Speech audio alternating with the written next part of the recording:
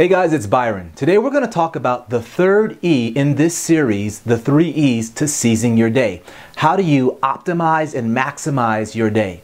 Now, over the last 2 videos, we've talked about the importance of entering your day with excellence, and we've talked about the importance of engaging your day with excellence. Well, today on this video, we're going to talk about the importance of exiting your day with excellence. You see, guys, this is the one thing that most people forget.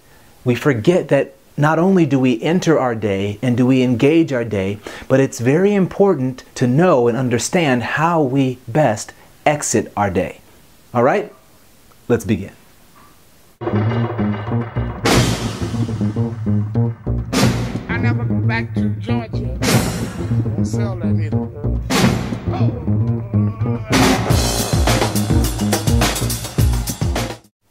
Hey there, my friends, I got a question for you today.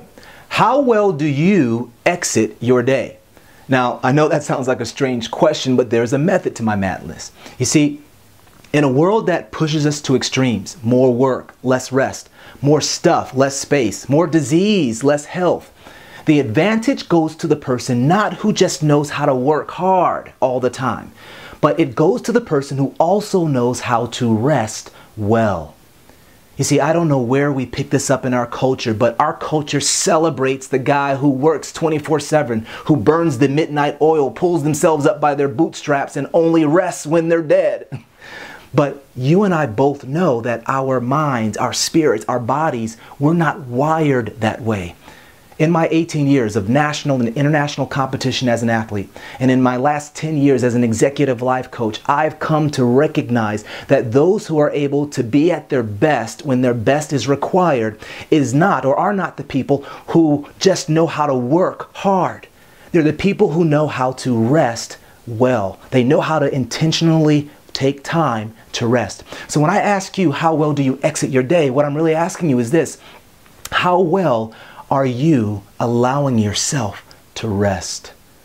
You see, as I was training, or when I was training back for the Olympic trials as an athlete in swimming, there is a culture of working hard. There is a work ethic in swimming that is second to none. I mean, if you're a swimmer, you can appreciate this.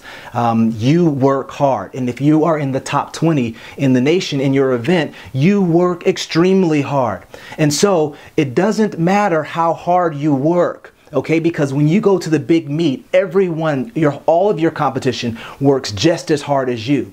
No, what makes the difference between the best above all the rest is not the person who works the hardest, but the person who's learned and figured out how they need to rest.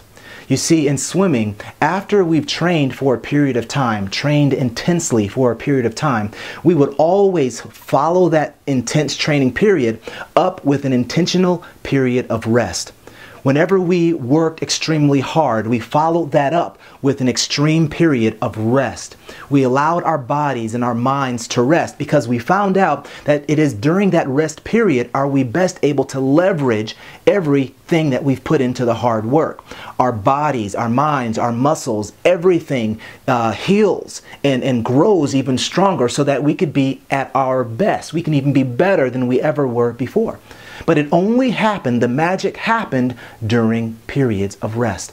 And so it is with you, my friend, and I, as we work, as we pursue our goal, as we seize the day, as we maximize on every opportunity, we must recognize that the only way to really leverage all of that work is to intentionally know when to rest.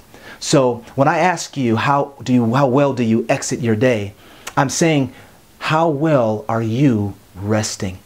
And so as you end your day, remember, after you've engaged your day, you want to rest. And here are 3 things I want you to think about quickly. When I say, how well do you exit your day? I want you to remember, number 1, recap your day. Take about 10-15 minutes to review the events of that day. You see, when you are engaged fully in your day, many times you're so close to the problem that the problem seems bigger than it really is. But it's only when we step back, push the pause button, and give it some space and perspective, are we able to see that problem for what it really is. I mean, how many times have you stepped away from a problem, pulling your hair out because you couldn't get anything done, but then only later to come back to it and the problem just seemed to work itself out? Well, that's because you've allowed yourself to rest. And in that rest, you've given yourself perspective. So that's the first thing I want you to do, is make sure you make it a habit to review and to reflect on your day. Now, the second thing I want you to consider is, how do you reward yourself? You see, many of us, we don't celebrate the small wins. And guys, that's a big mistake. But what I want you to do as you exit your day is, I want you to get in the habit of rewarding yourself, celebrating the small wins. And here's why this is important. You see, in a period when you are working hard, you have to be extremely disciplined. You have to delay gratification for a long period of time. Many times your goals are a year, 2 years, 3 years off in the distant future.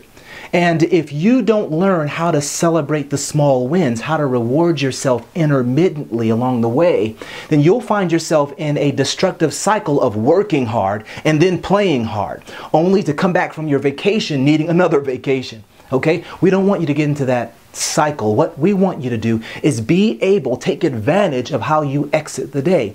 When you learn how to reward yourself intermittently, give yourself the small rewards, you're able to sustain a level of performance that will then outpace your competition and move you ahead of the pack. So it's important that you learn also how to reward yourself. And the last thing that I want you to consider as you exit your day is simply rest. Learn how to relax. What this may mean for you is not to open your computer at home, to actually turn off your cell phone, to not turn on the TV. Maybe it means to go for a walk, take a bath, or dare I say it, go to bed early. Whatever you need to do for yourself, learn, give yourself permission to rest. Because I guarantee when you learn how to rest well, when you learn how to exit your day well, what you'll find is that you will then set up your next day for success. All right, guys, I hope that this whole series has served you well. Remember, the best way to seize your day is to intentionally enter your day, to intentionally engage your day, and then to intentionally exit your day. Give yourself, your mind, your body, your spirit, the chance to rest so that you can build yourself up to be better the next day. All right, guys, this is Byron Davis. And again, in all that you do, remember to live generously, live courageously, and always, always, always finish well. Peace.